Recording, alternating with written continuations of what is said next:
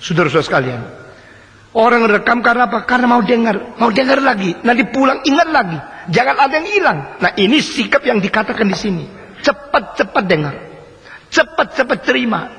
Cepat-cepat menerima firman Tuhan yang disampaikan kepadamu. Karena firman yang dihadiri oleh Tuhan, firman yang berkuasa dari Tuhan, firman yang mempunyai perintah itu menjadi berita untuk merubah engkau dan untuk memakai engkau untuk merubah dunia. Itulah sebabnya, dengarlah cepat-cepat. Saudara-saudara sekarang tape recorder sudah ada, semua sudah tidak usah dengar baik-baik. Ya kalau perlu, tidak usah datang. Tidak usah datang juga bapak-bapak, beli kaset. Dengan demikian, kita pelan-pelan dengar. Saudara-saudara, mereka yang hadir sendiri, mereka yang betul-betul datang sendiri mendengar cepat-cepat, itu yang paling saya hargai. Satu kali ada orang suruh saya pasang mikrofon. Saya kira dari panitia, saya pasang. Tidak lama lagi ada orang suruh pasang, saya pasang lagi.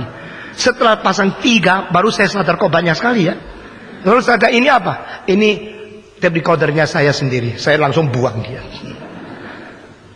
Karena dia tidak minta izin dari panitia, suruh saya pasang speakernya dia. Pasang mikrofon, lalu dia bisa rekam dengan jelas. Sedangkan orang yang datang tidak dengar dengan jelas, karena gedung itu kurang baik, dia pentingkan sendiri saja. Saya selalu mengutamakan orang yang datang sendiri dulu.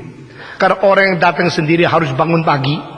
Orang yang datang sendiri harus naik kereta, harus buang waktu, harus datang sendiri di dalam kebaktian.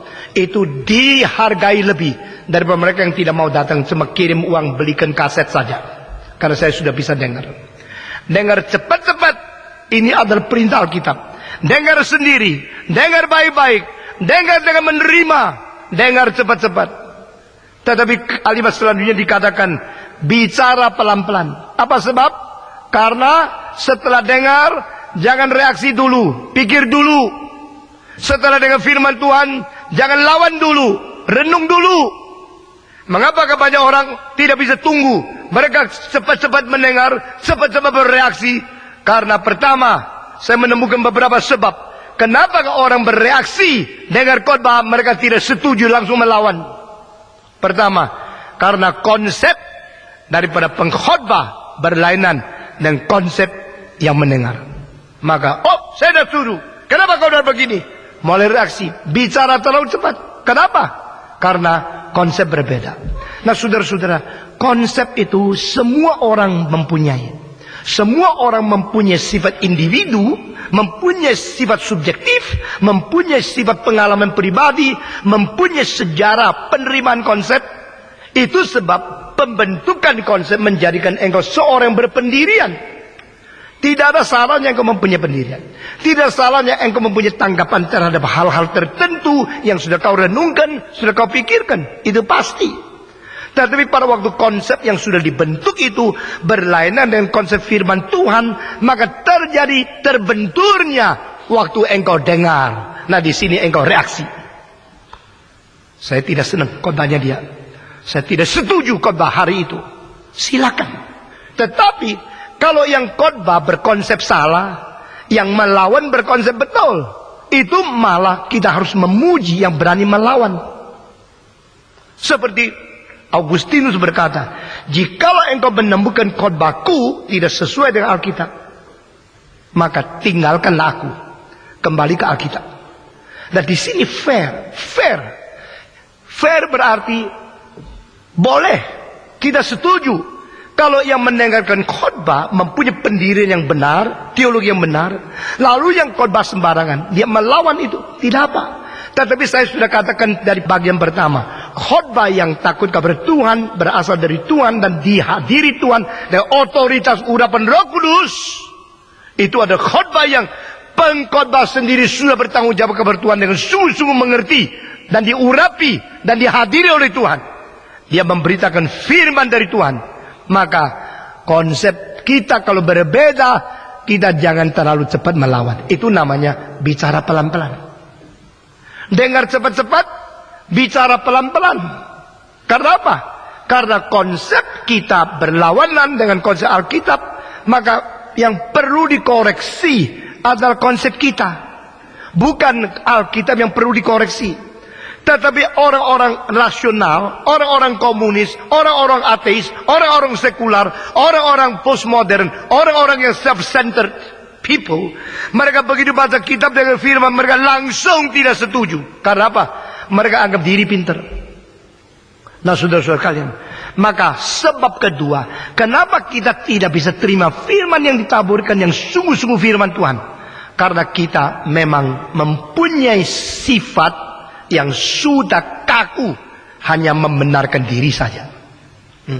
Selain konsep itu berbeda, kita mempunyai sikap apapun saya betul, apapun saya tidak mau terima. Sehingga kita cepat melawan, cepat mengkoreksi, cepat mereaksi karena kita tidak mau terima. Itu pemutlakan diri, absolutize yourself, merupakan suatu hal yang menjadikan dirimu sulit dirubah oleh firman. Saudara-saudara sekalian, ada orang yang dengar satu kali khotbah terus berubah. Ada orang yang dengar 100.000 kali khotbah, tetap sifatnya tidak berubah. Karena apa?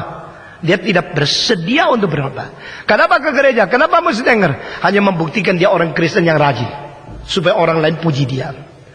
Setiap kali engkau datang ikut kebaktian, dengarkan khotbah, bersedia dengan satu sifat melalui firman yang saya dengar. Saya bersedia dirubah oleh Tuhan. Amin. Kalau engkau tidak bersedia dirubah, engkau selalu membenarkan diri, tak mungkin ada kemajuan kerohanian. Saudara-saudara, sebagai pemimpin biasanya suka bicara, jarang mendengar. Tetapi kalau ada kesempatan orang bicara, saya mendengar, saya coba berusaha mendengar dengan teliti.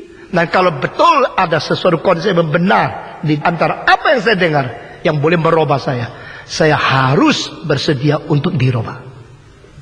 Ini sikap yang baik. Nah, ini sebab pertama, konsep berbeda, langsung lawan.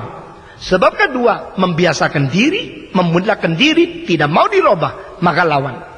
Konsep ketiga, karena ada latar belakang kebudayaan yang berbeda dengan firman Tuhan. Nah, ini merupakan hal yang sangat-sangat serius dan sangat-sangat besar. Di mana Injil diberitakan, di situ terjadi benturan antara Injil dan kultural. The word of God clash with the civilization of man. Kebudayaan manusia itu sebenarnya sangat indah. Kebudayaan manusia itu dikonfirmasikan nilainya secara positif oleh teolog. Tetapi kebudayaan itu tidak boleh kita anggap itu mutlak, karena di dalamnya mungkin mengandung 1% sampai 99% unsur setan yang mempengaruhi konsep manusia. Sehingga di dalam lulusan kongres, di mana pertama kali tahun 74 saya sendiri hadir, dan salah sebagian mengenai kultural, saya yang menerjemahkan ke dalam bahasa Mandarin. Kita harus mengkonfirmasikan kebudayaan, namun jangan lupa di dalamnya mungkin mengandung unsur setan, satanic elements yang tergabung di dalam kebudayaan. Jadi kebudayaan adat istiadat daripada semua suku, semua bangsa itu baik. Itu yang mentegakkan tulang punggung manusia hidup secara rohani dan secara mental, sehingga tidak terjerumus di dalam dunia yang terus berubah. Itu yang membuat kebanggaan satu bangsa dan satu suku. Tidak salah. Kalau dia adat apa saja, dari suku mana saja, mungkin mempunyai unsur-unsur yang dicampuri oleh pikiran-pikiran dosa daripada bibit setan. Sehingga kita harus mengkupas, membedakan. Lalu kita keluarkan kebudayaan itu, bebas daripada unsur itu, untuk takluk kepada firman Tuhan.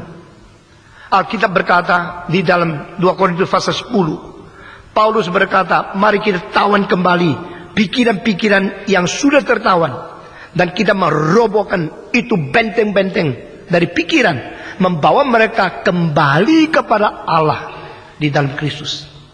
Kembalikan otak, kembalikan unsur pikiran, rasio, kebudayaan, kembali kepada Allah melalui penaklukan kepada firman.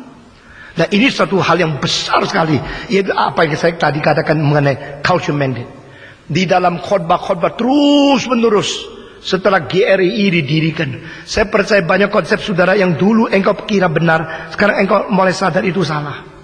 Banyak firman yang dulu engkau jangan sulit terima, engkau akhirnya bisa terima. Siapa yang pernah mengalami perubahan konsep setelah mendengar firman Tuhan? Coba angkat tangan. Angkat tangan. Konsen-konsenmu yang dulu, loh, kok benar, sekarang kok rasa salah. Itu terjadi. Puji Tuhan. Berarti saudara dirubah. Bukan oleh saya. Dirubah oleh firman. Konsep-konsep saya begitu